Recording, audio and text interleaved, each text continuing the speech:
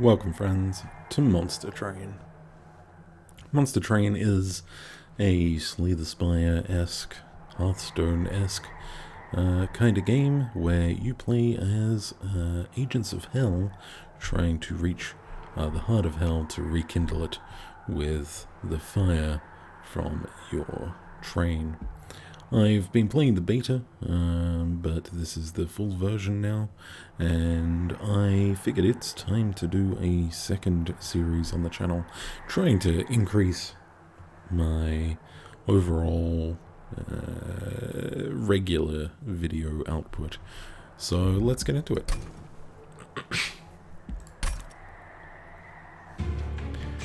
Alright, so in Monster Train you get to choose between two clans, your primary clan and your allied clan. I played a little bit to sort of get up to where I was comfortable, where I had played, where I'd effectively played 2 in the beta. So as you play with these different clans, you're going to get experience based on your performance. As you level them up, you're going to unlock new cards and new capabilities.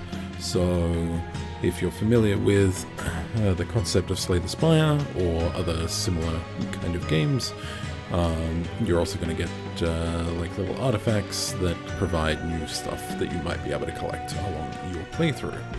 So if you have seen other people play this game, or you have at the very least played the beta or something like that, I figured we would jump into some things that were locked during the beta. So during the beta you could only work with the first 2 clans, and you could only finish Covenant Rank 1. You get Covenant ranks when you successfully finish a game on the previous Covenant rank level. So I started at Covenant Disabled, obviously. I won a match, then I unlocked Covenant rank 1, where enemies are stronger, and adds some additional random cards to my starting deck. And then I finished that, which adds this Deadweight card, which is a card that literally does nothing. So I haven't had a chance to play with the Stygian Guard yet, but I have seen one episode of someone playing with them. They seem to be someone who deals with a lot of magical capabilities, and I feel like the Awoken are going to be a good counterpart to that. And I really like the Awoken as a clan, so I don't mind playing with them as an allied clan.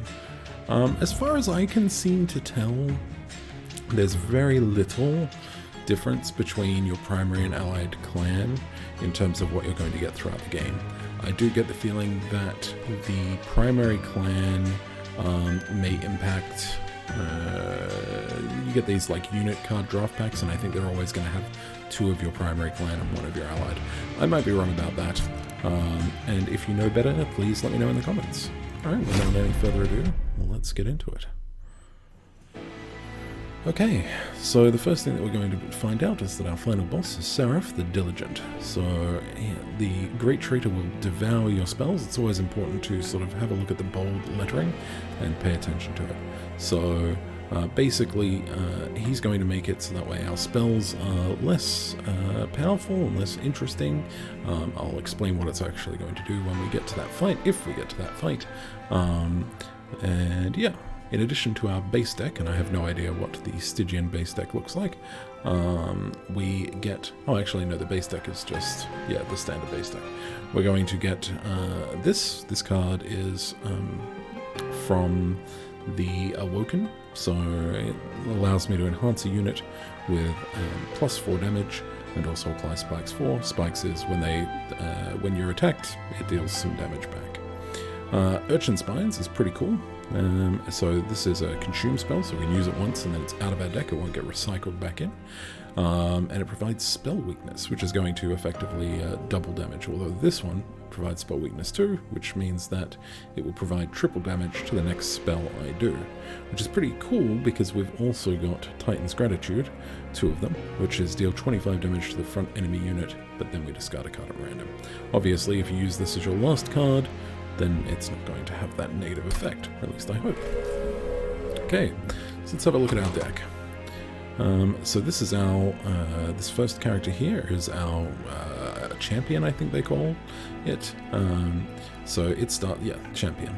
So it starts as a sort of blank slate with just a little bit of damage and a little bit of health. It costs 0, and you're going to get it in your opening hand every time. Deadweight is the card that we got for being on a sort of higher difficulty level, and as you can see, these Frozen Lances, oh there we go, Frozen Lances are what we're getting.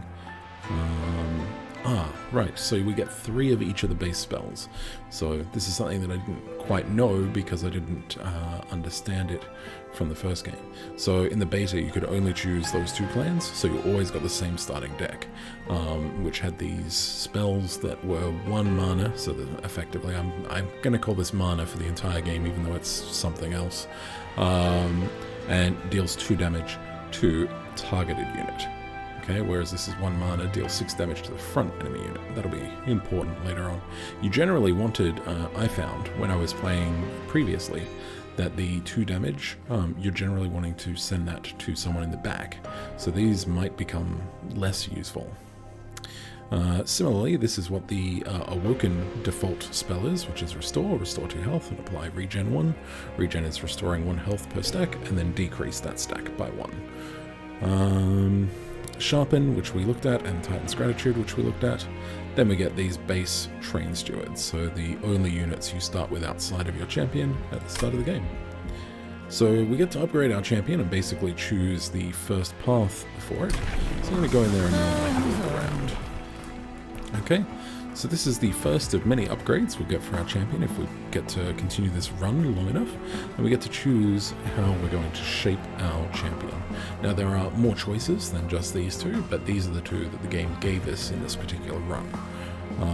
So this one will give us sweep, which means that 5 damage will hit everything on the level. So on the level that it's on. I'll explain that in a little bit. And when it strikes, it's going to apply spell weakness 1 to the attacked unit. I really like that. I think we're probably going to go with that, but who knows. Conduit will say damage spells cast on this floor cost 1 less mana. Plus he's a little bit more powerful damage wise. But I think since we don't have the ability to hit back units with the fire bolty kind of spell, I forget what it's called, we will grab Handheld Totem. Alright. And now we get our first artifact, and we have 2 choices here. When you play your 3rd spell of the turn, all cards gain +1 magic power for the rest of this battle. That's definitely going to be the one I get. And my Pyre gets +40 health. So your Pyre is the core of your train. And basically if this health ever gets to 0, your run is lost.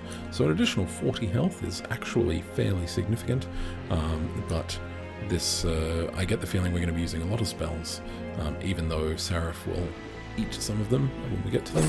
So I'm going to pick that up, because I really like it. I think that's going to be super useful. Let's get into our first battle, and then I'll explain what's going to be. So before a battle starts, you get to look at some, not all, of the units that are going to be involved. So we can see that we're going to have some Disciplined Foot Soldiers who do 4 damage and have 1 health. Disciple Protector, who has armor 25 and 5 health, but deals no damage. So armor, just damage comes off armor before health. But then there's a thing called Piercing, which can bypass armor. Pretty straightforward. And the boss for the round is going to be Chains the Sighted. So I will explain him a little bit later. There's sort of no point in explaining him straight away until I've explained a bunch more of the game. So every round, once you've played past the first, maybe the second run, you unlock the ability for Trials. Trials are optional, but by doing them, you're going to get an additional reward for taking them on. So at the start of battle, enemy units appear on each floor, and if you hover it over, you'll see what is appearing on each floor.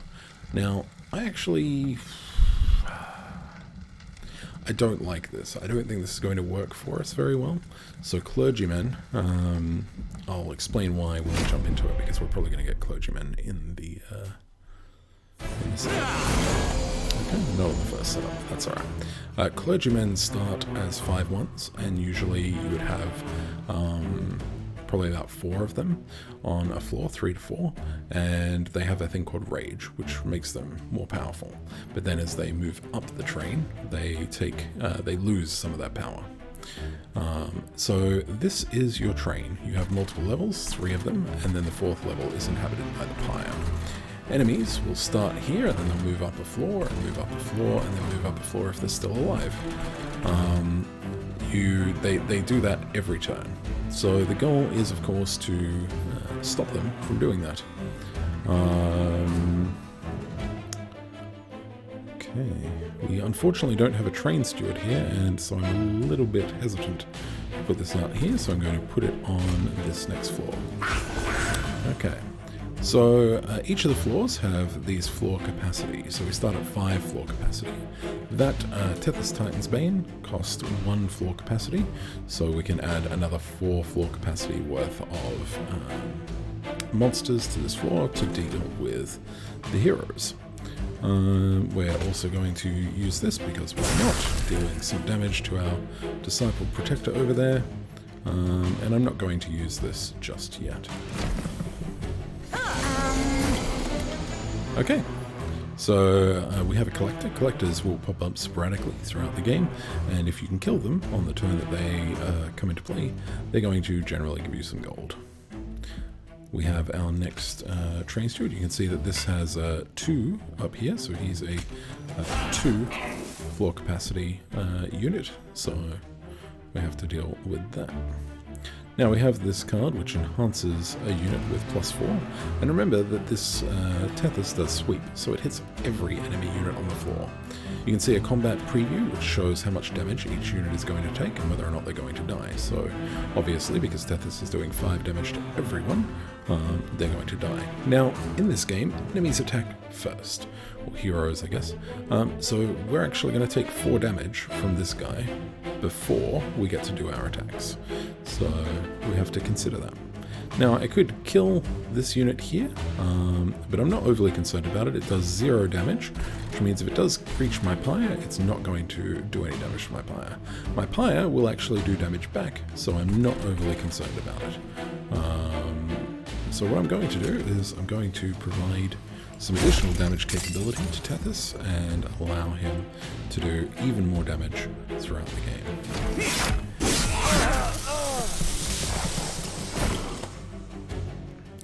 Now, yeah, okay, let me actually pay attention to this first.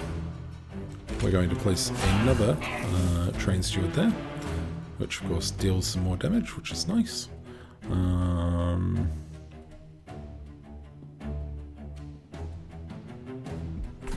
And we're just going to put 2 train stewards up here. The reason why we want to do that is we're going to deal 19 damage to that, and then it's just going to come up here, and then we'll hopefully finish her off. You're going to take 6 damage, but that's okay. The train stewards are effectively just there as cannon. Alright, so now we have our final wave. So chains the sighted, so you might have noticed that when they attacked, if they were still alive, they moved up a floor. Once the boss comes out, that's not the case. The boss will just keep attacking on the floor that he's on, which allows you to then counterattack constantly until either the floor is empty of your units or he is dead. So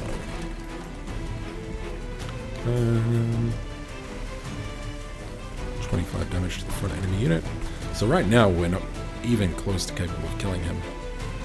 And I get the feeling that this is going to be a sort of weak start kind of a clan, so just give me a sec. I'm trying to figure out if there's an easy way of me dealing with this. Unfortunately, because we can't really get this back unit, there are some minor problems. Alright, so he's going to deal 4 damage, which means on the first round he's going to kill this, and then the back guy is going to kill that. Then I'm going to get a single attack in for 9 whole whopping damage, and then he's going to attack this, and then I'll do another 9 damage, and then he'll attack it and kill it. Now it does have 4, yeah, it does have 4 spikes, but it's not necessarily particularly great. Just trying to see if it's better to... I'm going to do 12 damage to you because it has a spell weakness of 1, which will make sure that it dies. So So we'll do that. And then I think we'll actually increase that, because that should do more damage than the 25 that provides. We'll see. And hopefully we get a heal card. And we do. Okay. We also get this, which I wanted to save, so that's going to be good. We've now applied Spell Witness 2 to both of these, so that will allow us to... that'll allow us to do some more damage to them next turn if we draw the right spells. So, So doing that will increase the damage that he takes, because we get another round of attacks in.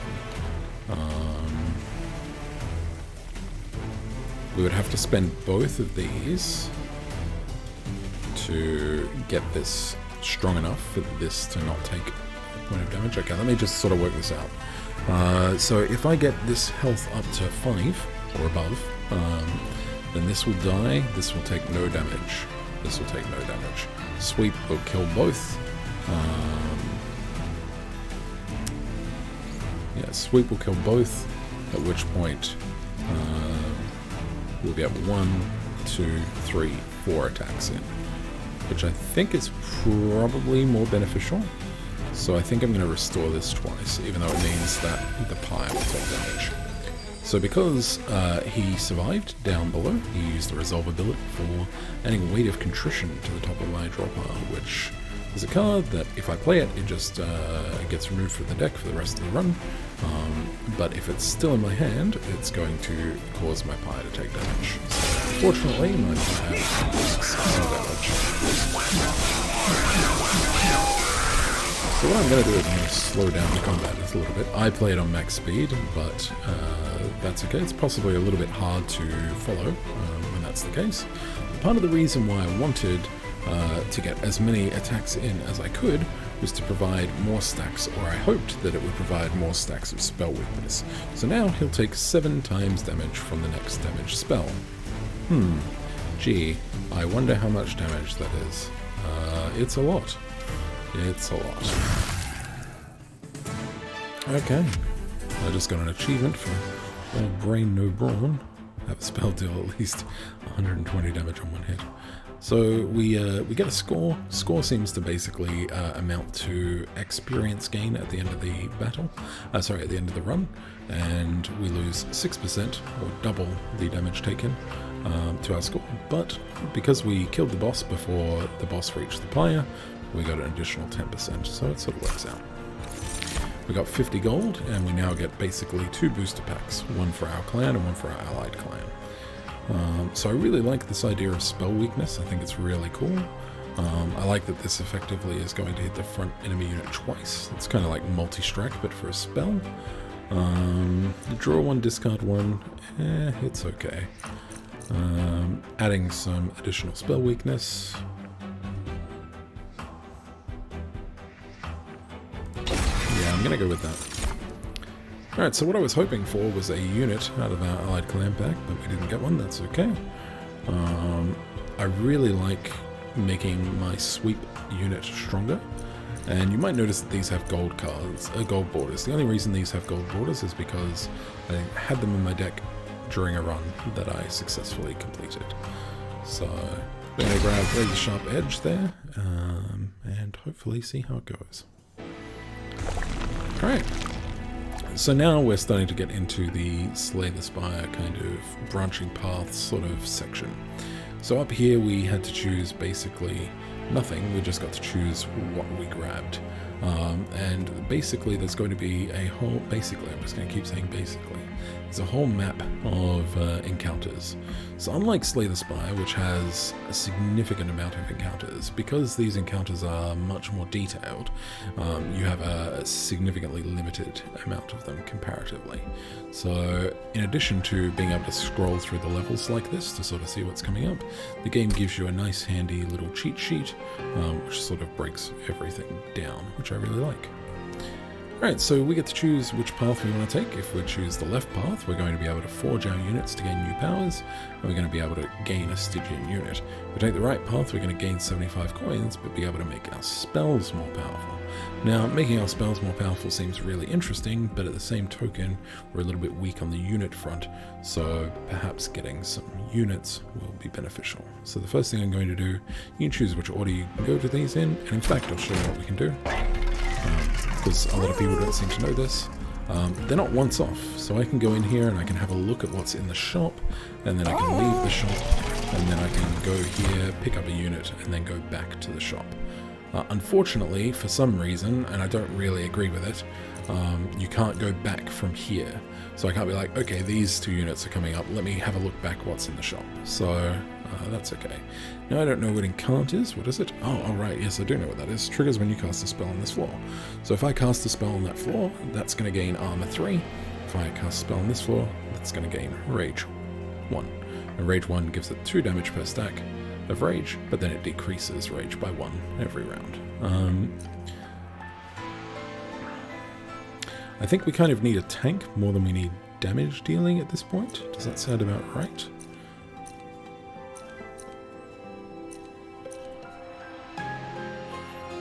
Possibly, but I'm also kind of contemplating future capabilities. Well, let's just go with that for now. Okay, so now we get the shop. So we have 3 things that we can add to our units. So each of our units, we can't see it in there. Okay. If I click one of these, you'll see each of our units has 2 slots for upgrades. So we can provide them with upgrades like this. And our spells have those slots as well. And if we had have taken the magic merchant, we would have gotten that too. Additionally, we can purge a card from our deck, and we can re-roll what's here. Now, what's cool about re-roll is, and I thought that this was the case to begin with, I thought that you would have to sort of like leave stuff alone if you wanted to re-roll it. But I can buy everything here, click re-roll if I had the money, of course, and then I'd get 3 new things. Only once per merchant, but it's pretty cool. Alright, so the first thing I'm going to have a look at is multi-strike. Multi-strike is pretty nice. It strikes twice, as the name says.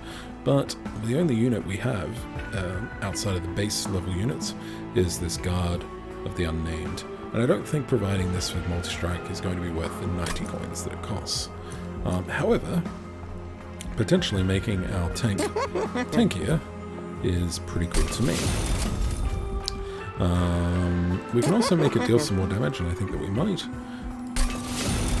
And then I'm going to purge a card from my deck. Now, when I think about what I'm going to purge from my deck, I think we're probably going to get better healing throughout the game. So I think getting rid of the healing right now is a good idea. Eventually we're probably going to want to get rid of our train stewards, but for now I'm happy to get rid of a little bit of healing. Alright, let's jump into the battle.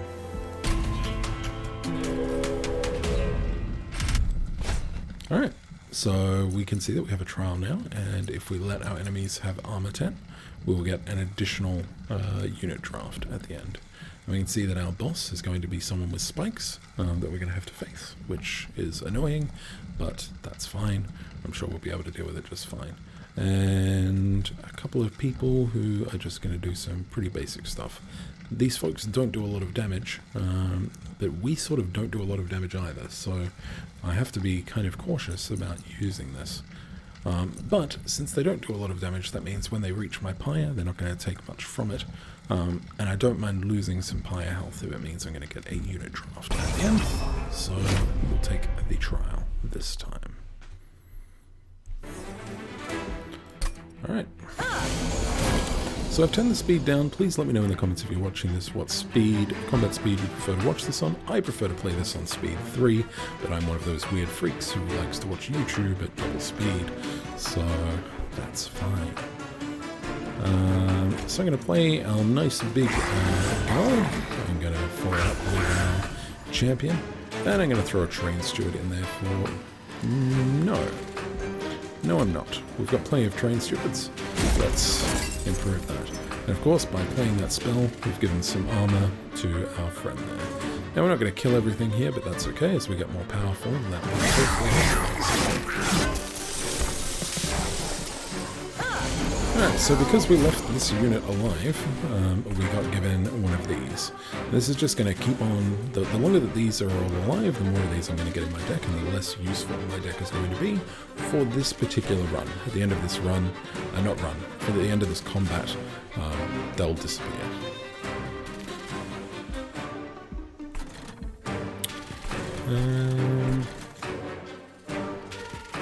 Alright, 25 damage to the front enemy unit. So these have weakness. This is annoying, I really want to kill this for 50, but I didn't get a single unit, so...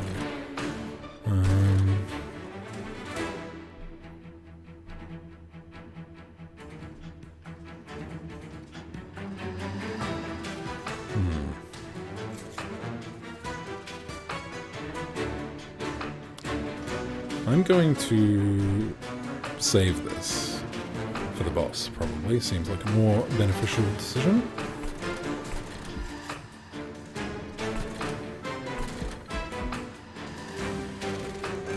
Screw it. Let's just do it. And I'm healing my front guy, just so that way he gets some additional stuff, plus my Forgotten Name triggers, and I get more magic power. So he unfortunately runs away, but that's okay. Alright, cool. So we did get this again, which is nice. So what we can do is we can use this to kill that, and then do that to kill that. I'm going to leave that in my deck for now, and I'm just going to pop you out there. Alright, so this is the final wave. You get more waves as the game continues, so this is just sort of a beginner's amount. Excellent. So this is really good. We'll be able to make it so that way we can kill these guys in a single round by enhancing you a little bit.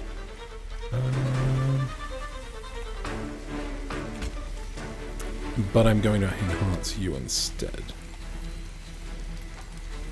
So basically what's going to happen is these two are going to attack me for 1, and this guy is going to attack me for 3. But because I have so much health, applying spikes is going to basically make it so that way every time they attack me, the spikes will hit them, and so we'll do that. And suddenly, he switches from only taking 157 damage to dying. So that's pretty much it. We'll play the rest because we can, but it really doesn't matter. So, I'm getting some spell weakness, and we're doing 7 damage, which is 14 because of spell weakness. Let's go. And the combat itself will speed up. See, it's starting to speed up ever so slightly. If combat goes on long enough, it sort of keeps going. And the reason why my back units died there was because of the spikes that the boss had, if that didn't make sense. Right. Oh, it's dazed. Skips its next attack. To all units? But discard my hand.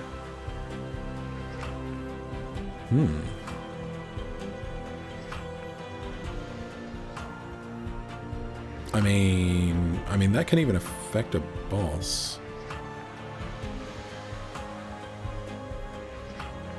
I get the feeling that this is a... Alright, we'll pick it up. I really like Sharpen, although I don't like the amount that it costs. But Vine Grasp. Okay, so at the moment we're not able to do targeted damage. Vine Grasp will fix that. We'll not only be able to do targeted damage, but we'll also get to shift where units are. So that's pretty useful. Okay, so that didn't work. Unit draft, we got 2 Awoken units and 1... I've already forgotten what my primary clan is called.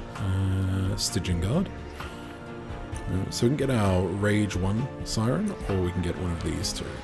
So I feel like we now have a good tank, which is nice, but currently we don't have something really cool to fill that center slot. So we don't need an additional tank from this Awoken Hollow, although Awoken Hollow is a fantastic tank, so I think we'll want to do more damage. And Animus of Will might start quite weak, as 3 times 3 and only 3 health, but if we get another unit upgrade place, we'll be able to do some cool stuff. Alright, so now we get our choices. So no matter which path we choose, we'll get to access the Concealed Caverns, which will be an event.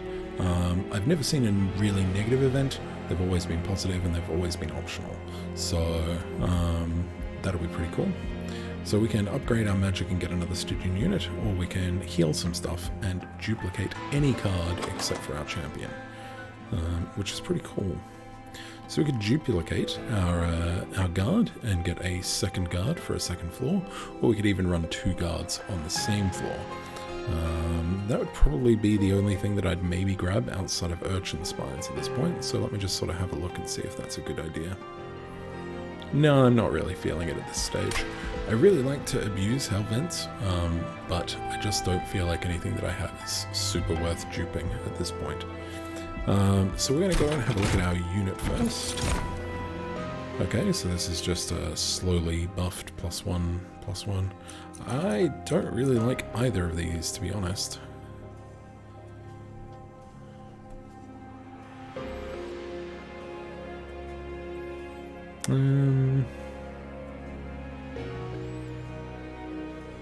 Like, when you think about it, like, a Train Steward is a 5/8, so a 5/10, yes, sure, it buffs occasionally, is not really that much better. I guess if I can play, like, a ton of spells every turn, it can be really good, but for the most part, I'm not super impressed. You know, we'll grab another one of these.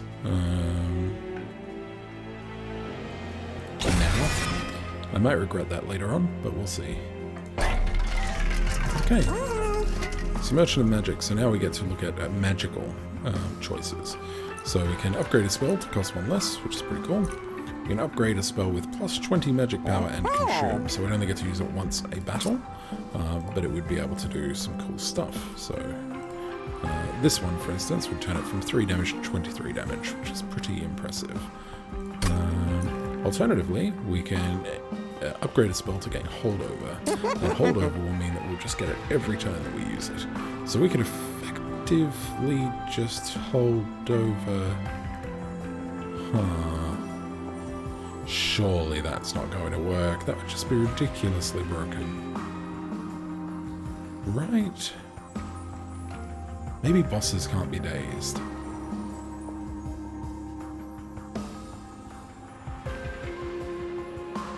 If bosses can't be dazed, this is silly. If bosses can be dazed, this is also silly, just for completely different reasons.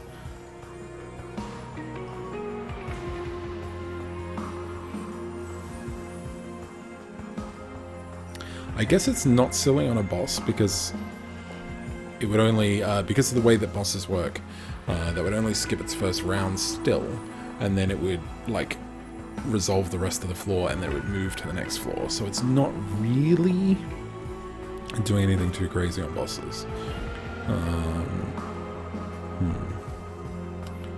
Being able to get an energy siphon every turn seems pretty cool. Being able to get you every turn. Or even one of you. Oh yeah, I know what we're going to do. We're going to hold over one of these and then Emberstone it. And that will mean that every turn we'll probably be able to do this as long as we keep using it. I really like that. The other option would have been Vine Grasp. But that's okay. If we had have had, instead of a Surge Stone, if we had had the other one that just provides a flat 10 magic power, I probably would have considered that instead. So our Sharpen is now only going to cost 1, and it's going to do that. The other thing that we could do instead is leave that slot empty and hope for something that doubles the amount of spikes it does, but honestly, I think this is the better call. And to me, that's a Hellvent capable item at that point. And if we get really lucky, we'll be able to use this as a Hellvent. We don't. Alright, so this is a merchant, basically, and it's going to give me goods from Hellhound, Awoken, and Stygian Guard. Now, obviously, we're not playing with Hellhound, so this is the only way that we can get something that isn't from our own deck. Just trying to think of consumable cards and what they do. So in the Hellhound consumable cards department, we have things like providing our folks with rage. But in the Awoken consumable card department, we have things like providing our units with quick, which is significantly cooler. Alas, we didn't get it. That's alright. Regen 5 is not terrible. We can apply that to our tank up front, and you know, I'm going to skip it. I'm going to skip it. So one of the things that I like to do in deck builders is I like to have a nice lean deck if I can afford it. So that's what I'm going to try and do here. So now we get to face our first boss. So we don't get to see anything about the units inside. We don't get a trial. But this is Daedalus. We're going to always get Daedalus at this point in the game, and Daedalus is going to do 9 damage and has 450 health. So he's going to be our end of round boss, but as you'll see, there's some stuff that he can do throughout the battle. Now every time we face him, he will have a slightly different capability here. So in this instance it's plating seal, and so the constructed explosives enter with damage shield. So he builds explosives on floors, and if they're not dealt with, they blow up. Pretty straightforward. This is saying that they have a damage shield, which means they're actually going to have to take 2 attacks or 2 spells in order to actually be removed. So that's not going to be fun for us. Okay. This is one of the coolest songs. There's a lot of really good songs in this. So you can see that sits as a modifier, and that will change. So here are the units that we're going to face. We'll have a look at them in a second. But as you can see, here is the constructed explosive, and if you have a look over here, here's Daedalus. Daedalus, whilst we deal with the waves of enemies, is just going to go from floor to floor, dropping these constructed explosives down. And when they blow up, well, they deal 10 damage to the front enemy unit. Not very cool. But, as you can see, he has his 450 or 450. That means that he can be attacked. I suspect he's going to be easy for us, because I suspect we're going to be able to apply spell weakness stacks to him while he's flying, and that those spell weakness stacks will still exist when he comes into battle. We'll see if that's the case. Hopefully it is. But if it isn't, oh well, we tried. I don't really like... we don't have spikes yet, so we don't have an easy way of dealing with these enemies as they attack us. So I am going to put our units on the middle floor, I think, even though that means they're going to take some damage here. The reason why I'm not putting them on the top floor is because I need to make sure that if I'm applying a bunch of spell weaknesses to the boss, that it has an area for me to still play spells. If he was to attack and kill and finish this route, when he comes up to the pyre, I don't get a chance to play anything from my hand.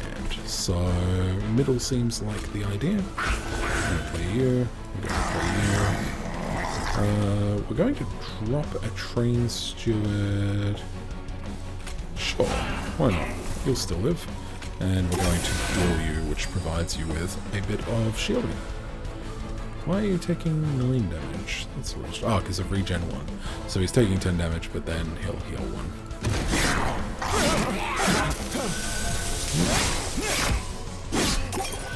Oh, okay.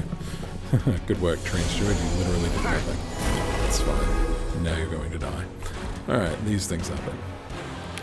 Okay, so we have our multi-striker, which is fantastic. She's not going to do a whole heap right now, but as we'll find out, that will change. We can do 25 damage to this unit, which we definitely will want to do. I'm going to throw this away so that way we can put some more stacks on him and do that as well. Now, unfortunately, this guy also has incant, so he's been getting stronger when I've been doing that. I should have paid attention to that, but that's alright. You know, we can drop you there, so we will. And I should have done that beforehand, but I wasn't really paying attention. So we're going to do that. And that means that all these enemies will die. And our next hand should hopefully contain the spike spell, but we'll see how it goes.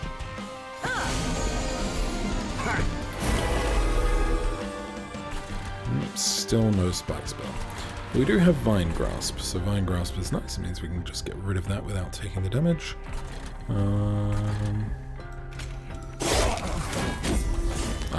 also made that stronger. Good work, me. We do want to kill it, though. In fact, we can kill it very easily, so let me just do this correctly. So, as you can see, enhancing this unit will make it deal 11 damage times 3, even though it drops down to only having a single health. And that it makes that die, but we want it so that way it doesn't even do any damage, because that sounds way cooler to me. So we're going to play another Train Steward down here. And then we're going to just kill that enemy. 78 damage. I'm liking this deck already. Now you might be wondering, why am I playing these Train Stewards and why am I playing them where they are? Well, I don't mind dealing a little bit of damage to sort of soften people up. That's pretty good. But one of the other reasons that we're doing it is something that I haven't explained. When we play a unit, and that unit dies, it goes into the consume pile. So you see here we have the Guard of the Unnamed. So units will never cycle back into our deck unless they have some kind of capability in order to do so, which is called endless. So that means that we're making our deck leaner, we're making it so that way we're only getting spells that we want. So making sure that you're playing Train Stewards can often lead you to victory. Or at least that's the way I feel. So we have our Sharpen and Holdover, which is fantastic. Which I'm just going to play, I think.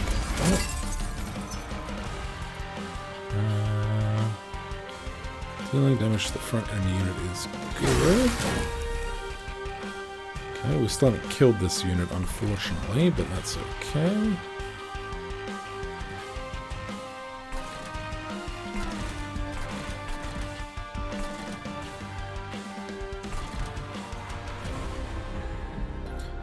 I'm intrigued by this.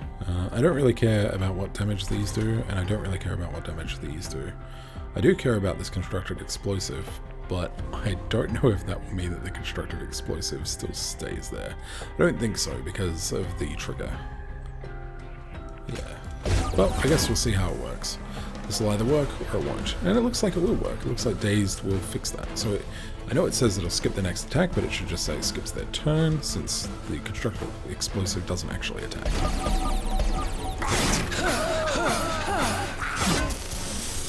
Cool.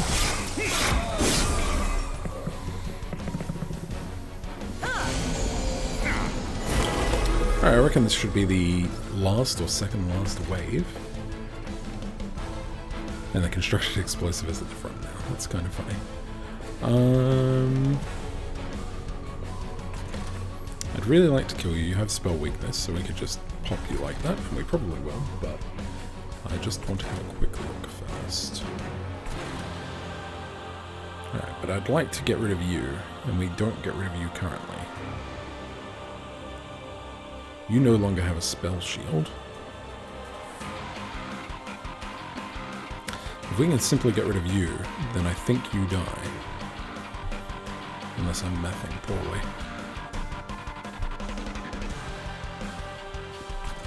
Alright, let's just do that.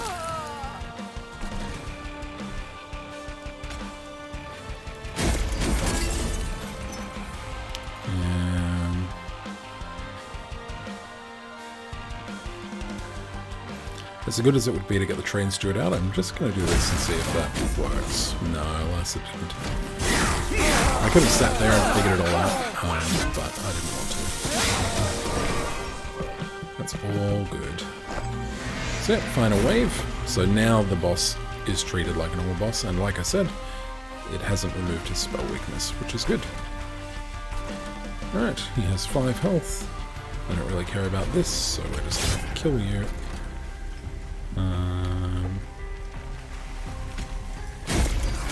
Enhance you.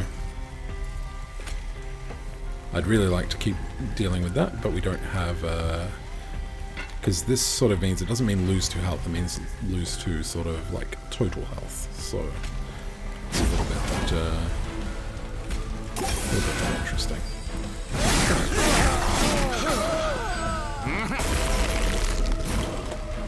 Okay, and as you can see, he dies, and we only lose 54 damage. But what I'm kind of curious about, is, wow. So this is going to do like a ton of damage. 180 is fantastic. I just like playing the spells at the very end there, so you don't have to. So please let me know if there's any issues with the video, any audio issues, or if you want the combat sped up, or you feel like it's fast enough. I really want to make sure that I can do everything possible to make your stream, your video, I'm so used to streaming, a pleasant one. Alright, so we get our rare pack. So these are all rare spells. They have this little purple colour in the centre. And so I get to have a look at them. So Spreading Spores is something I'm used to. It's a card that applies regen 2 and spikes 2, and then adds a copy of the card to your discard pile. It's pretty cool if you can like build on this, so you can make it so it costs 0 or stuff like that, because eventually it just fills your deck, it spreads. So because every time you play the copies, it adds more copies. So these two I'm not familiar with. Pretty straightforward. If I discard my hand, I get to draw 5 cards. It allows me to filter through my deck, but I can only do it once. It's got Consume, so I don't necessarily like that. There are things that can remove Consume from cards, but while it has Consume, I don't think it's that useful. Transfer all Frostbite on this floor to a unit, then double the amount of Frostbite. I haven't even seen something with Frostbite, so that's not useful to me either. I do like what we're doing with spikes, but I don't know if we're going to really have enough to edit this down. So I have to choose between these two or skip. I think that this has the most single-use utility if we're wanting to keep that nice lean deck.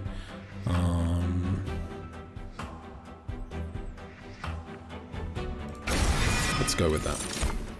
Alright, so now we get a unit draft. So these are Awoken units. As you can see, they're all quite hefty. Now one of the things that I really like is I really like this boy, because every time he takes damage, he gives me a mana for the next round. So we're probably going to put you up. I do also like this guy because he has sweep, and while he only starts with 3 damage, you can of course enhance him.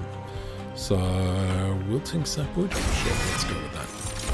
Then at the end of each major boss, we get to choose which enhancement we have. We basically, they all do the same down the bottom, so your pyre gets a little bit stronger and gets more health, but you either get to draw an additional card each turn, get an additional mana each turn, or get an additional capacity on each floor. Currently, I feel like our capacity is fine, and that's part and parcel due to the fact that our champion for this clan is only a single capacity. Most of the other champions are 2. So I feel like we don't need to worry too much about capacity at this stage. That said, if we got 2 more capacity, that's probably another decent unit we can put on that floor. Something to think about. I don't feel like we're running out of mana either, or Ember as it's called, but I feel like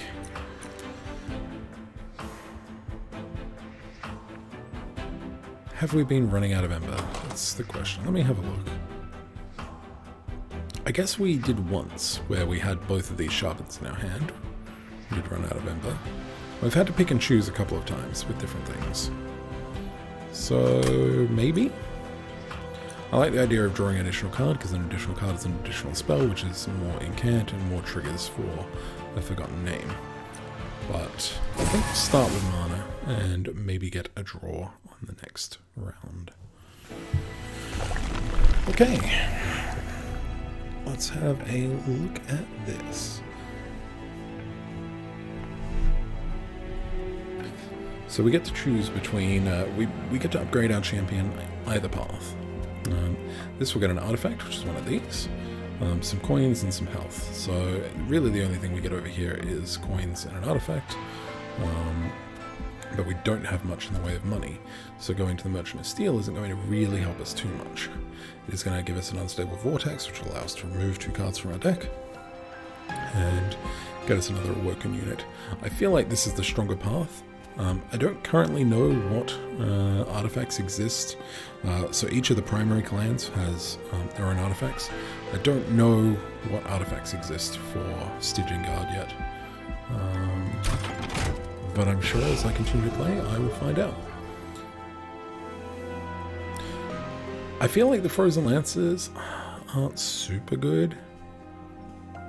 But honestly, neither are the Restores. Alright, we're going to remove 2 Train Stewards, I think. I'm just not feeling them at this stage. And I probably should have gone in here. Oh, nice. Cool. Animus of Speed. Quick means attacks before the enemy. Before we have a look at the Merchant of Steel, I guess we should look at the Merchant of Steel first. Spikes 4. We'll definitely be grabbing that. Let's just have a look at our upgrades. Okay, so we can improve our handheld totem capability. So now we get a little bit more health. We barely upgrade stats-wise, but we now apply Spell Weakness 2 when we attack, instead of Spell Weakness 1. Which effectively doubles the amount of stacks that enemies will get, which is pretty cool. This is Conduit, which we saw before, so we can still have the benefit of Handheld Totem 1, but we can also have the benefit of Conduit. Now that'd be pretty cool. If I had have known that, I probably would have picked Draw Card, and then we could have gotten this, and then I would have made it so that way, basically, we would have just got lots of spells, and that would have been amazing. But we didn't, so we can't think about that, and instead I think we'll go to Handheld Totem 2 at this stage. I get the feeling once we've unlocked some more powerful spells from this clan, we'll probably start going down the Conduit route. But for now, let's go Handheld Totem. Alright, Merchant of Steel, spikes 4, yes please. We want spikes on our... Oh wait, that isn't our guy, is it? Our guy is... already has 2, yeah. Okay. That's vaguely annoying.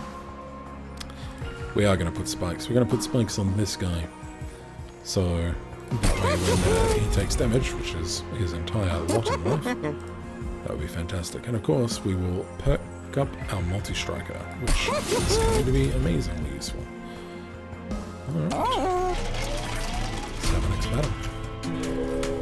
So I'm feeling reasonably confident about this run. I'd say it's a solid 6 out of 10. It's not feeling like it's going to go crazy or anything, but I'm fairly happy with it. Spell Shield is of course problematic for us, so we're probably not going to take this, even though it could give us coins. I'm just having a look at the enemies that we might have. I'm not overly concerned about the enemies, and I'm not overly concerned about the boss. But would I be if they had Spell Shield? Armor 50, but does no damage. And this resolve only affects it doesn't affect other enemies. Let's try. You know, we've got tons of pyre health. 150 coins is fairly significant. We've been a little bit coin light this run, so let's jump into it and see.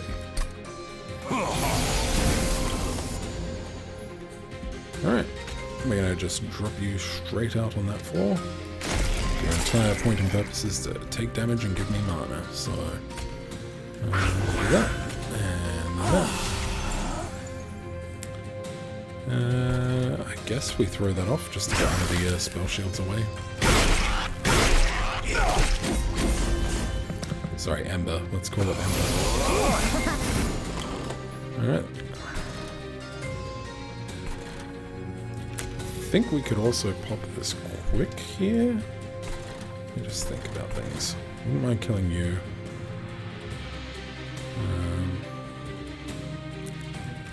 Okay, we're going to temporarily put you there, although I expect you to die.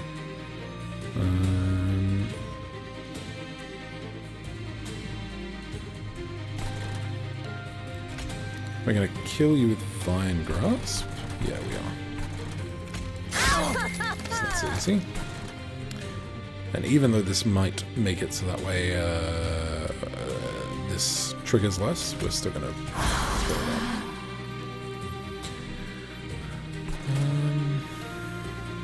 We're going to restore health. Yep, to get a little bit of armor there, even though we do want it to die.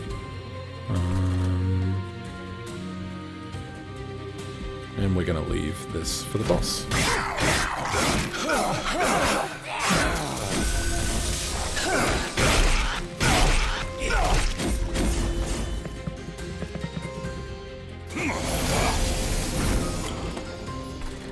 Okay, so these are going to die. I'm not overly concerned about that.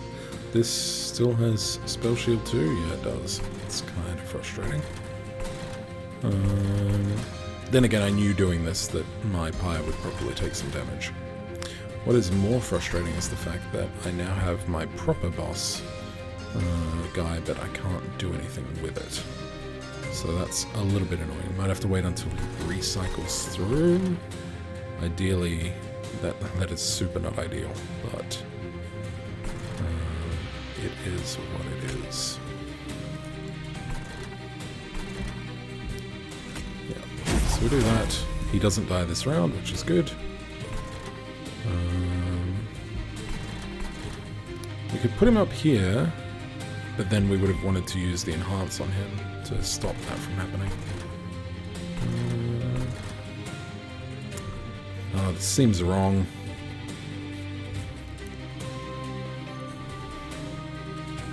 No, we really need him for the boss. We really, really need him for the boss. I was contemplating putting both these units up here, so that way we would have killed him and not taken any pyre damage, but yeah, I think it just boils down to we definitely need you for the boss, so yep, I was just wanting to fizzle a spell shield there, and a spell shield there. We also got an extra magic power, so that'll be nice.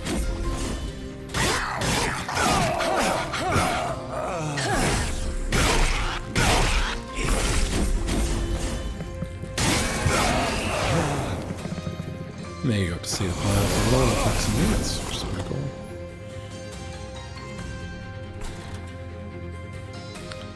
Alrighty. What's left in our deck? Oh, this is going to be a tough battle.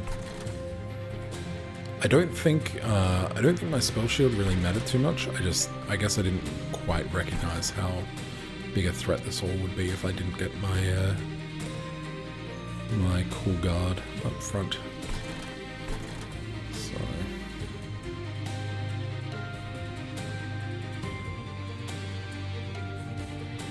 alright, so we are definitely going to do this. Although I kind of want to put that on that, but that's alright. I'm going to do this, which just gets rid of that, but also provides me with additional armor. Then we're going to consume this to get rid of those and draw some new hand.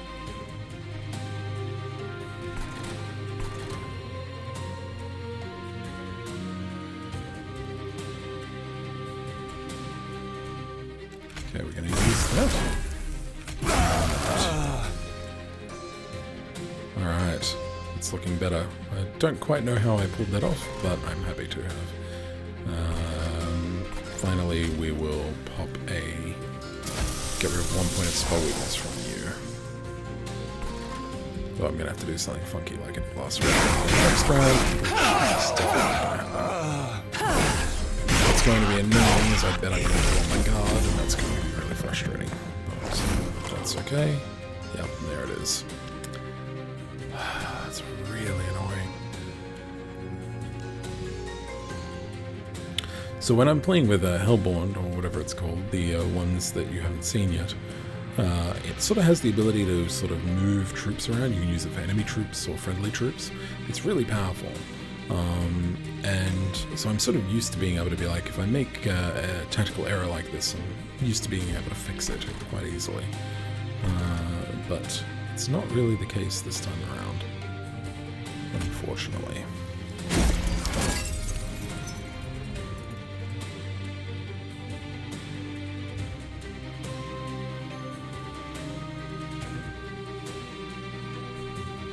Chances of drawing it for the boss are slim to none.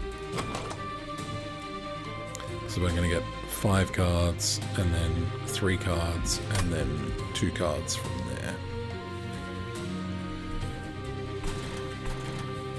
By the time I need this again. So I don't think I'm going to get this again. Alright. I'm going to pop you up there. I don't think it's useful, but at least we got rid of you, I guess.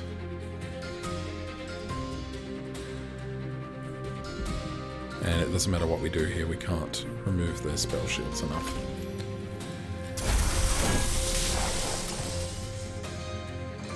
Yep. Frustration stations. So I'm only doing that to get some more armor.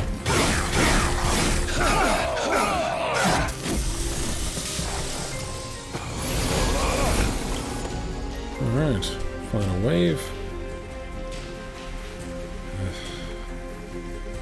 Alright, well we're going to want to remove his spell shields. That's definitely a given.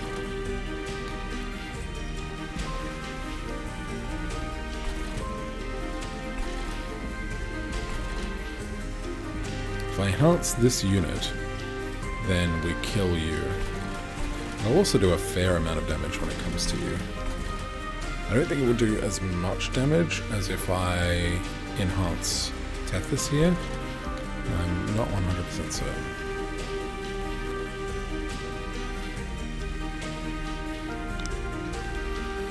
Okay. What I am going to do is I'm going to... Would that work? No, I think it's going to completely absorb it, including the actual rest of the thing. Since I don't know, I'm not going to use that yet for that purpose. Alright, you're going to do 10 damage, so I need to get you to over 10, basically. Ah, but my pyre... Yeah, look, my pyre's going to take 12 damage, it's just going to be, whatever it's going to be. Alright, we're going to make Tethys a little bit stronger.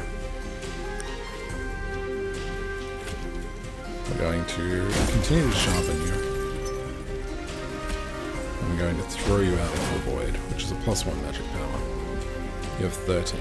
We could get you another 3 armor, which would be 16, which would be 17, 18. So you would almost be... Then we'd only need 1 spell in the next hand.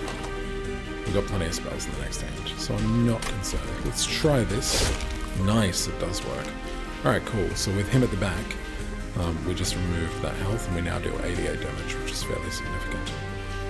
We actually... I guess... Let's see. Oh yeah, it does affect the boss. Nice. So 118 damage. Pretty solid.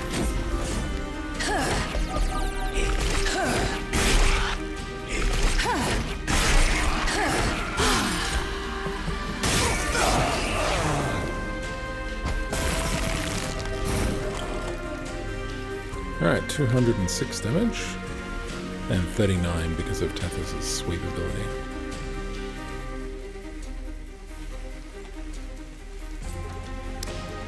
Well, that's frustrating. Oh, it's based on Slay. I didn't even notice that. We don't have enough spells to actually get him to survive 2 attacks.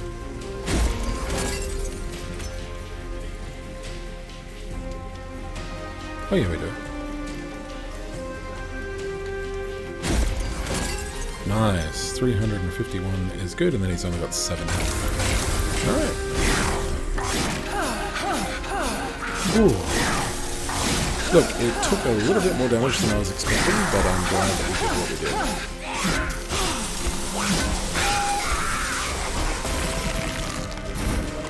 Alright, 6 health. I thought he was on 7 health, but whatever.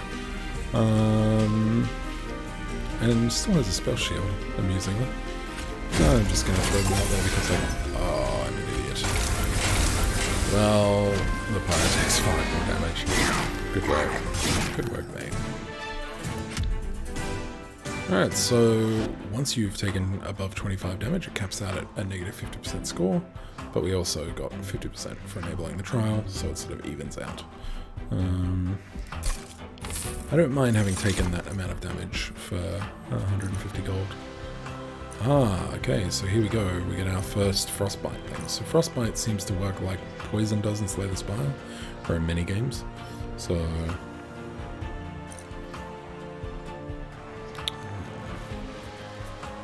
Sap can be useful as well. And we do get quite a lot of...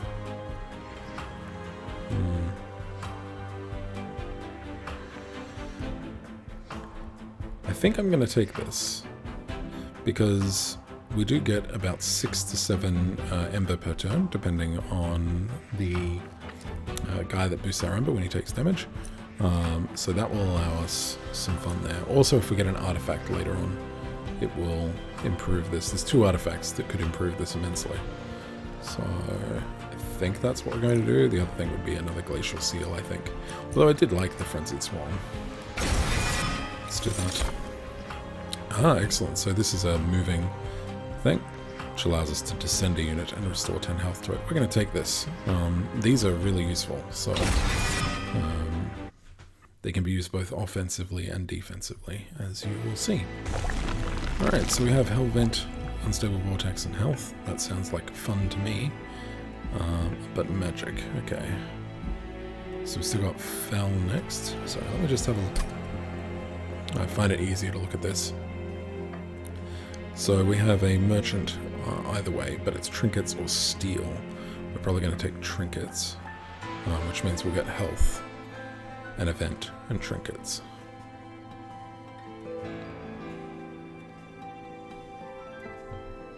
Do we want any of our magic improved? And the answer is yes.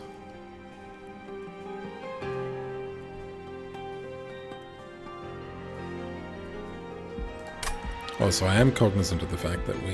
but Hellvent. Alright, if we were going to Hellvent, what would we Hellvent? Honestly, we'd probably Hellvent this guy and get rid of this. Probably Hellvent both this and this. Well, if we could.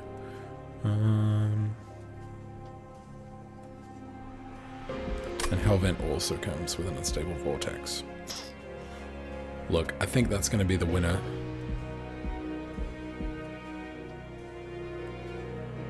Given how we behaved last round, I think this is going to be what we'd like to do. Look, Merchant of Magic is amazing. We'll get another Merchant of Magic further down. I guess the question is, do we have any more Hellvents? I think we've already hit our max for Hellvents.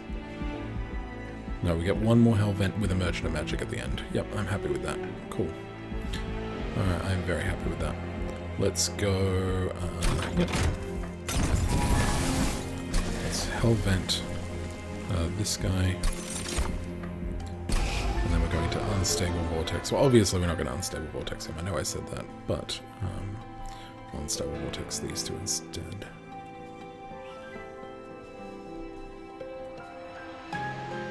I know I'm rarely using these Frozen Lances, but that's okay.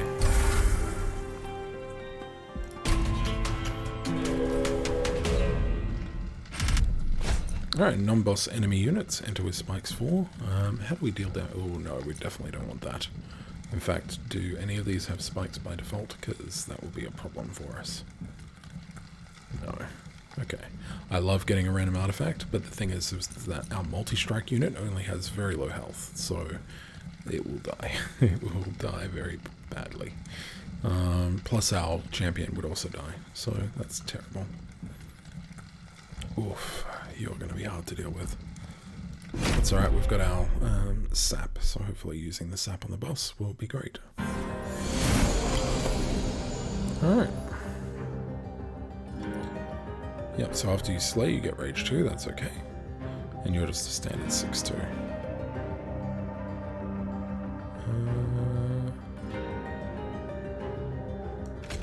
Okay, so copy you there, that kills the back one, which is good.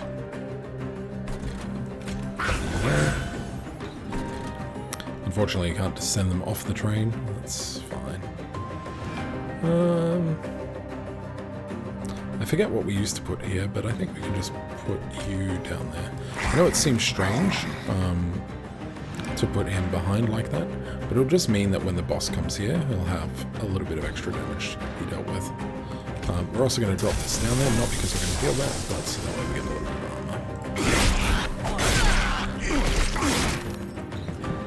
Cool. Alright. No, this is what we put down there last time. So neither of these, unfortunately, are what I'm after. This is Frustration Station. Okay. So we do that. 13, 26, 39. 39 damage. Yep, that'll work out fine.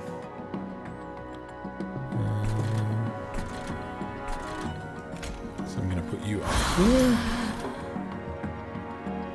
I'm going to just do that to get rid of you. And then I'm going to... Oh, I'm a moron. In my brain, I also was putting this person down here, and I did not do that. Oh my gosh, that is a massive tactical error. That could really spell the end of this entire run, just having made that mistake.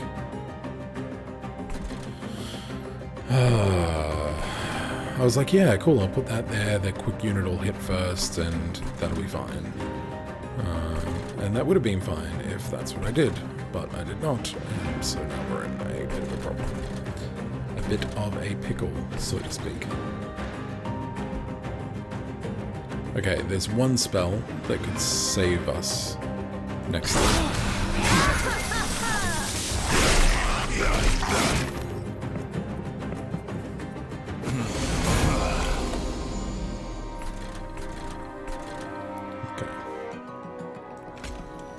Put you there. And similarly, we put another one there. Interesting thought. You're gonna make it to the pyre.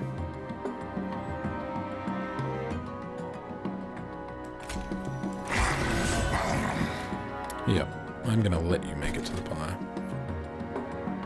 For sure.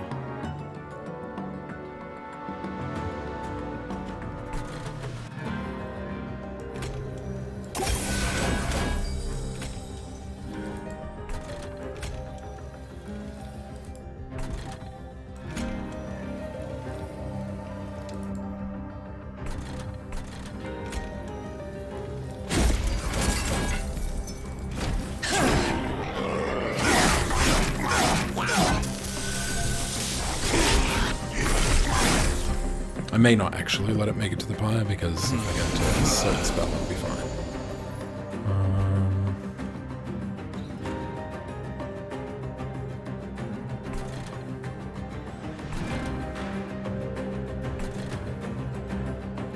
Man, this is not good. Alright, so I get that spell next turn.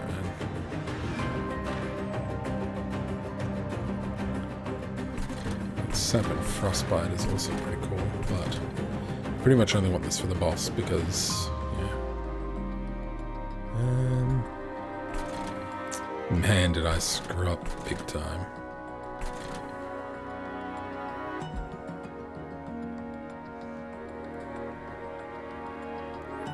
Eight, 9, 10, 11, 12, 13, 14, 15, 16, 17, 18.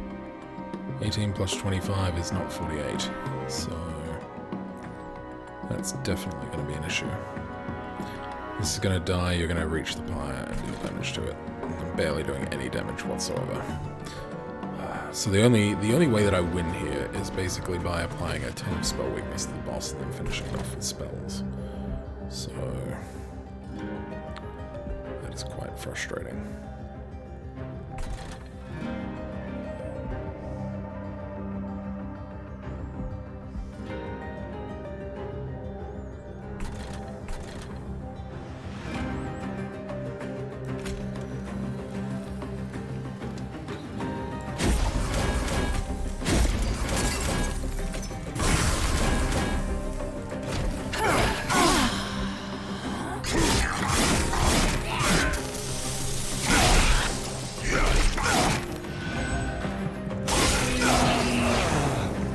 I was really hoping we would get one of the really awesome heal spells from Awoken, but we haven't managed. Alright, cool, so we're dealing a lot of this at least. Poor pyre. Poor pyre. Hang on, what? Seriously, it's our last. Hang on. Did we draw it really early? Oh, we did draw it really early. I was waiting for Restoring Retreat, but it's okay. Alright. I'm going to heal you a little bit, I think. Although I don't think you're going to survive at all.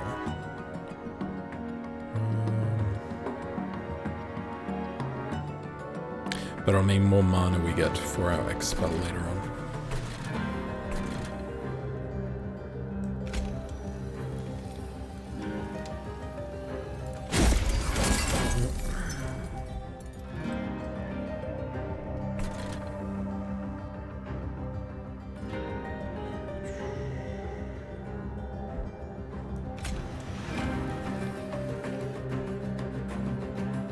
Okay, so we can kill both of these.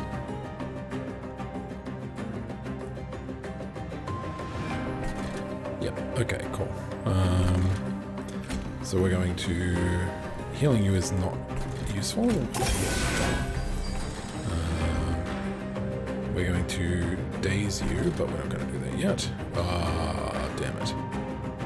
Okay. We're not going to do this, but it's okay.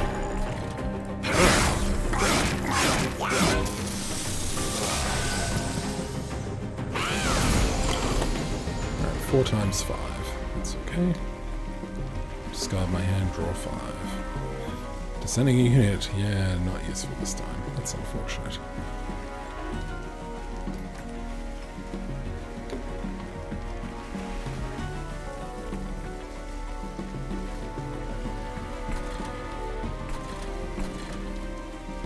We don't really have a way of dealing with you. I'm gonna do you, and then...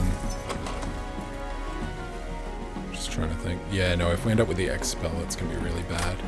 Well, the Expel next round. I was contemplating using this, but... do that. Should just make you take a little bit more damage.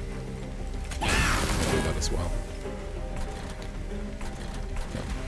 It's not great, but...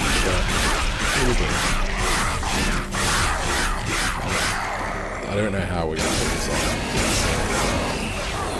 It's not going to be great, that's for sure. If we get our X-Sap, we're okay. Damn it. We've been really bad with card draws. Just really bad.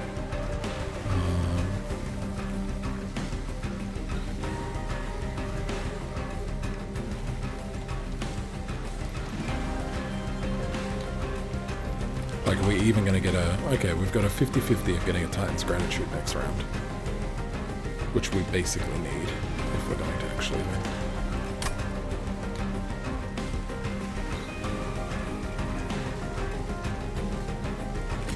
Alright, let's do that. Oh, maybe we don't need it. Okay, no, we're going to be fine.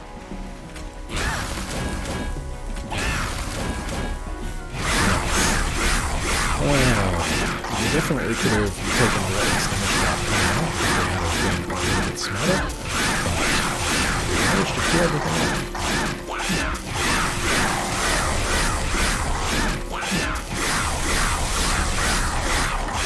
I'll speed this up because no one needs to see that.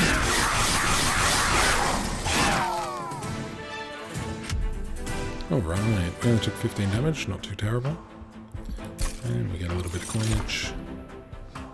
Another one of these. Plus 7 magic power on this floor. Magic power is useful.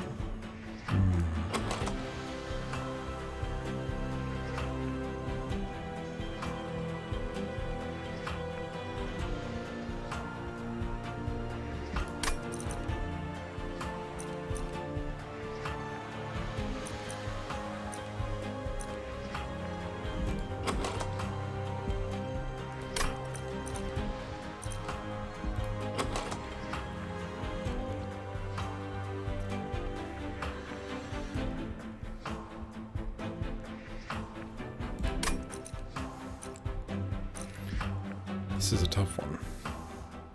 So this would have been really useful if I got it, but I didn't need it. But I can already tell, like, reaching the end boss, who has, I think, around 2,000 health, we are going to run into a lot of difficulty if we can't also sap the boss for a few rounds as well. So it's kind of where I am right now, is sapping the boss might be useful. Mollusk Mage looks really cool, but we would basically only put him on the top floor and then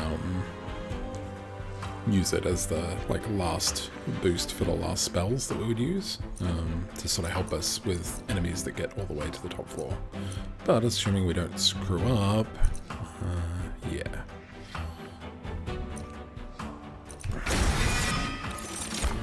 Okay, what do we got? Hey, we finally got the cool health spells. Nice. But then you give me the snare.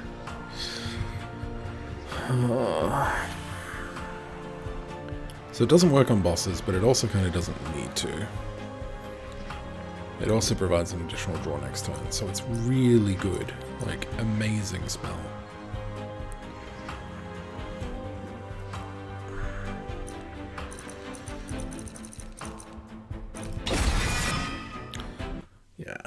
Yeah, I don't know. Okay, on this one we get the choice of trinkets or steel. We're going to take trinkets. No, look at the trinkets. We're not going to purchase the trinkets, then we're going to take the event. Wow. Okay, so that's obviously a Stygian Guard only.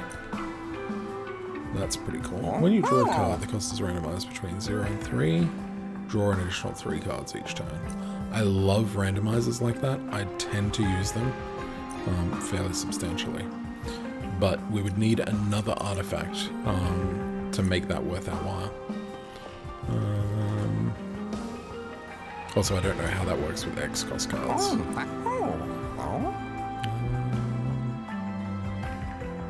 Well, I've seen that. Let's go and have a look at the cabins.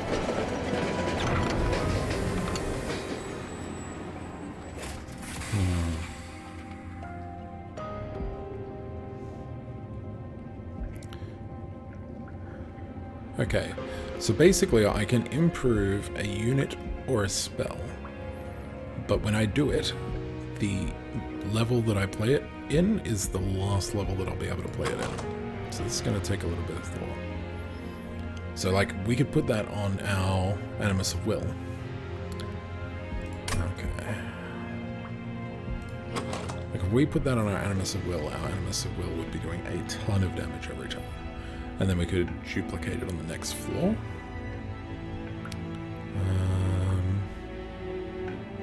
We could simply apply it to a Frozen Lance on the magic one. So that's pretty cool. We'll probably end up doing that, but let's just have a little bit of a look. So magic power doesn't improve these facets, otherwise that's something we would consider. And magic power has no impact on these either. So, trying to think. Yeah. I guess the other alternative is we'd trigger this guy as well, maybe, because he's not that useful. Or even our Animus of Speed.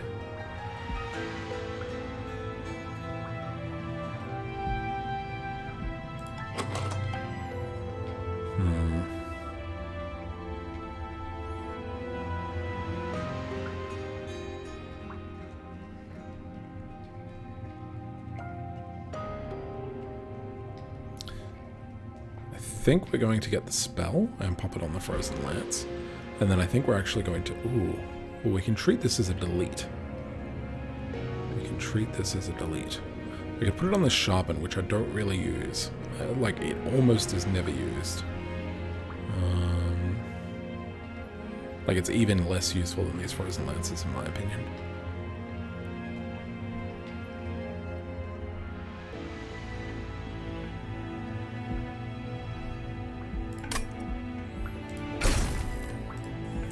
I'm gonna do it on Frozen Lance.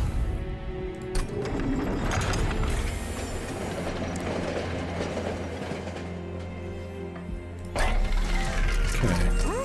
Alright, so...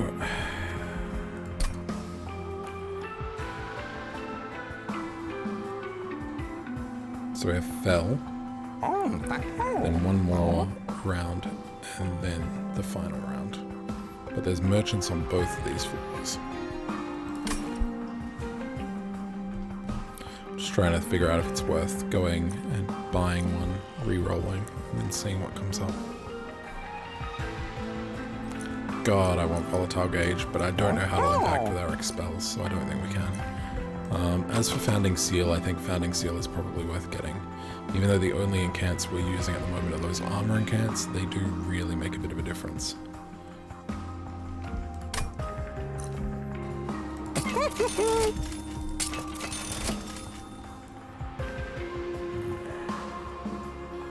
Grant +2 stacks of Frostbite each time it's applied. Frostbite does not decay.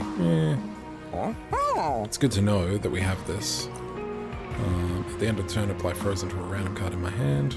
Also kind of It just basically makes it so that way it doesn't get discarded. And +3 magic power. I'm not actually impressed by any of that.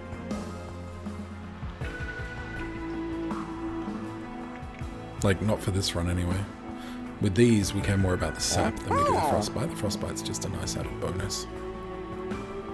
I'm also a little bit concerned that... Oh no, Frostbite shouldn't cause spell weakness to disappear, so... Shouldn't. Yeah, no, that's fine. So we used 50 for that, but that's okay. Alright, let's see if we can defeat Fel. I think we'll be able to defeat Fel as long as we don't make a mistake. Fel's going to empower their units with Rage, and it also provides Alabaster Guardians with Multi-Strike. A little bit annoying, but not as annoying as things can get. Fel has 1300 HP, and Multi-Strike 1 and 10 damage. Multi-Strike is almost always useful when we're doing a spikes.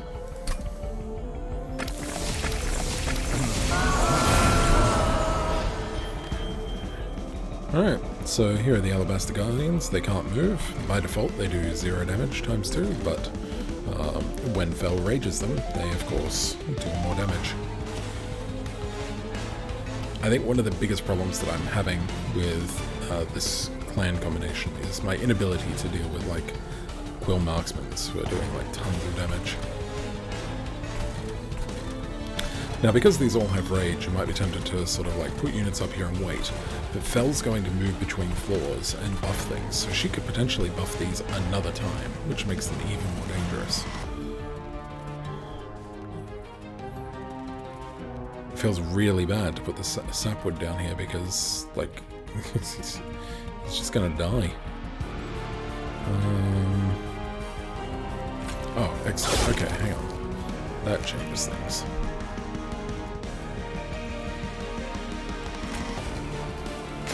At least they'll last 2 rounds.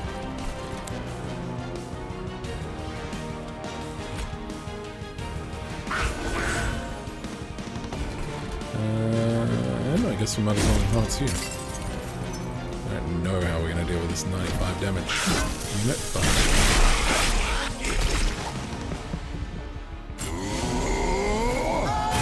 yeah, that's good. I would have been really annoyed if Fel did that middle round. Alright, so you... excellent. And that was sarcasm. He's going to get 10 armor every time we play a spell on the floor that he's on, so... that's not going to be fun.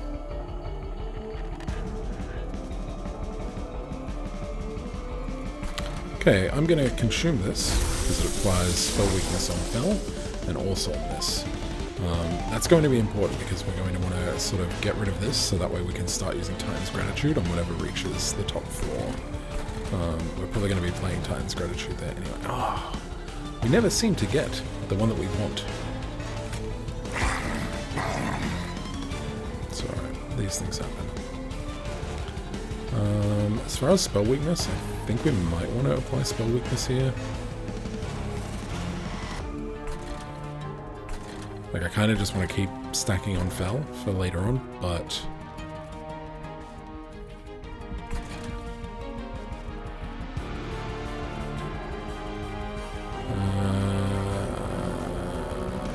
no, it's a net negative if I restore health. Oh, but we'll also get an additional Ember next turn. I'm gonna do that. Alright, well, we really want to kill this turn. I really want to kill this as well this turn, but I'm going to just try and get rid of this.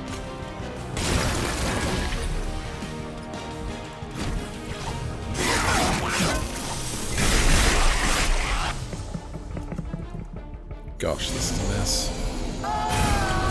Yep, I knew that was coming. Alright.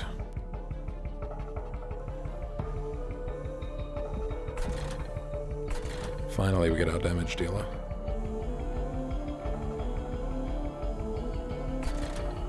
Man, you're just going to take so much damage, Pyre. Alright, well, the Pyre's going to take a bunch of damage, and we just don't have anything to deal with it, so it's just going to be what happens.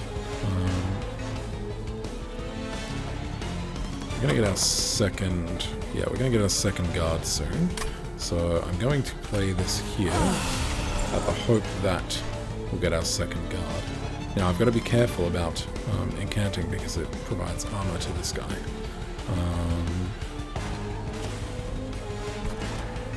Man, I can't even play my quick unit at this point. No, look, this is a net benefit. So we play this on you. Even though you get armor, you take more damage. So that's okay. We can pop you out here at least. And while I could pay this, it's only going to deal 25 damage and then die. So that's not super useful. Is it super useful? Hang on. No, it's only 7 damage, it's fine.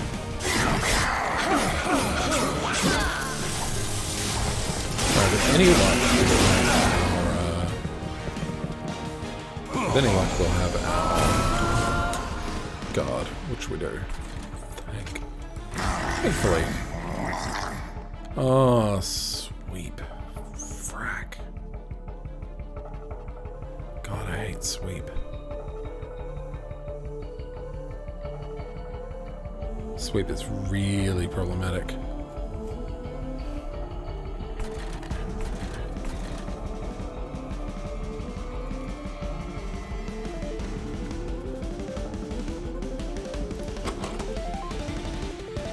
We also get ensnared.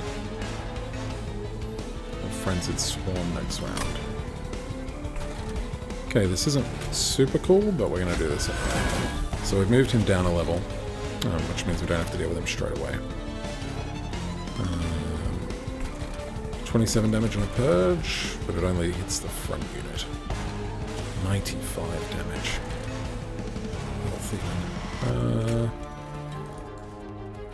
This is a risk, because if we can't deal with this sweeper, we're going to have a lot of difficulties here.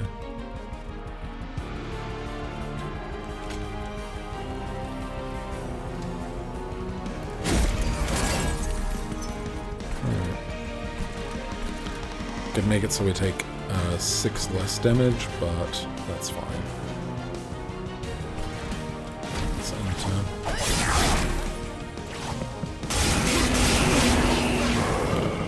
Yeah, look, our Pie's just going to take a beating. I really like our deck. We've just been really unlucky with how we've been able to grab stuff from it. We do have Ensnared though, which is kind of nice. But Ensnare isn't going to stop him from attacking. He now does a whopping 9 damage. So we have to use Consume, but even Consume is not going to do enough.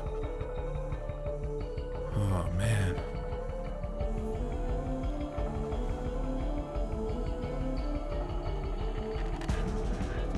Even Consume is not going to do enough. Well, this might be the end of the run, folks. Because we've got another one to deal with just here.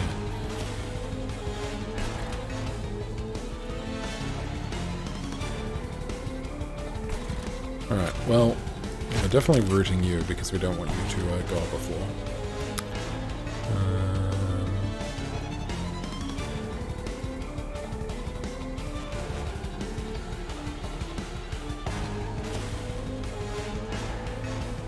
Alright, so sapping you for 4, 9, 8, 7, 6, 5. Basically, you're always going to kill this. It's about trying to not kill this. I was really hoping we'd get Frenzied Swarm, but We're not. And we're getting a restore. Alright, that means that we can definitely play this as well.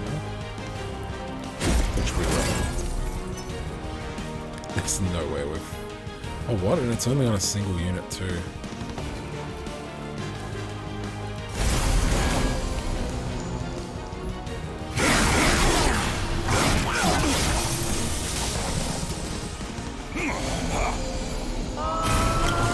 Damn, I was hoping that was going to be... Yeah. Of course, and this is what I was talking about with Fel hitting things multiple times. So Fel hit that room last, and then hit this room this time, so... It's really problematic.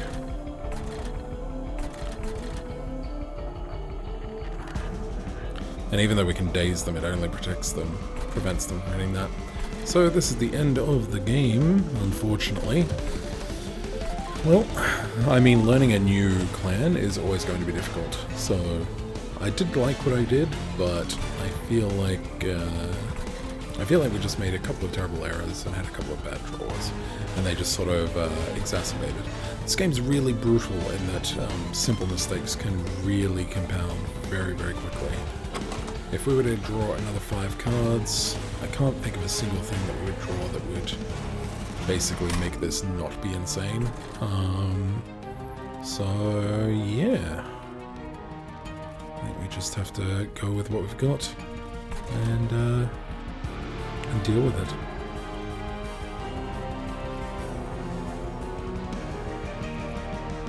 Well, it was fun.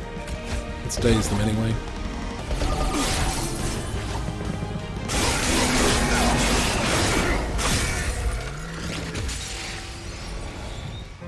It was good while it lasted. Okay, so at the end of each run, you get your score, you get a bonus amount of score for the amount of gold you have, and then you get XP. So we got enough XP to unlock level 2, which therefore unlocks this card. So Ice and Pyre. Pyre Bound can only be played in the Pyre room and the floor below it. Okay. Deal 90 damage to the front enemy unit. Well, you couldn't play that in the Pyre room. That's a little weird, but okay. 50% chance to apply silence when an enemy unit enters your train. Silence is super cool. That's an amazing artifact. Yeah. Alright. I beat my friend and some stuff. Alright, so as you can see, here I am with Hellhorn at level 5 and Awoken level 5. I have Awoken Hellhorn victories. And these are the cards that I've unlocked and what I still have available. Mastery is just that golden card frame. There's nothing too fancy about it. It just looks cool. And to unlock Umbra and Melting Remnant, we just need to summon more units and kill more enemies. So that is it. Thank you very much for watching. And yeah, this will become a regular series on this channel. At least until I get bored of it. There are some things that I don't like. Not don't like. Let's not say. Oh yeah, run summary. I'm not going to say that I don't like them. Just that there are some things that I think could be done better. Let's put it that way. And what I mean by that is, no, I don't. I'm not going to be in the right spot for it. Yeah, okay. So there are some games that I've played in the past that have like really interesting unlock mechanics for the additional units. So it feels like you've really got to do something really interesting and intricate in order to unlock them. So then it feels really powerful when you unlock them. Whereas the way that this game unlocks the units, it's just the new clans. It's just like, hey, you're going to unlock this one, and then you're going to unlock this one, and then you're going to unlock this one. There's sort of no real way that you're going to kill 1,300 enemies before you summon 350 units. And the Stygian Guard was the same. So there's sort of like, it's effectively just a timer. Like, it might as well just say, play 5 runs, play 10 runs, play 20 runs. You know, it's just as arbitrary. And so that just doesn't feel good. I like a lot of the other stuff. I feel like some of the things might feel a little shallow after we play a whole bunch. But I might get surprised by what keeps coming with the Covenant ranks. So we'll see. Thank you very much for watching, and I will see you on the next episode.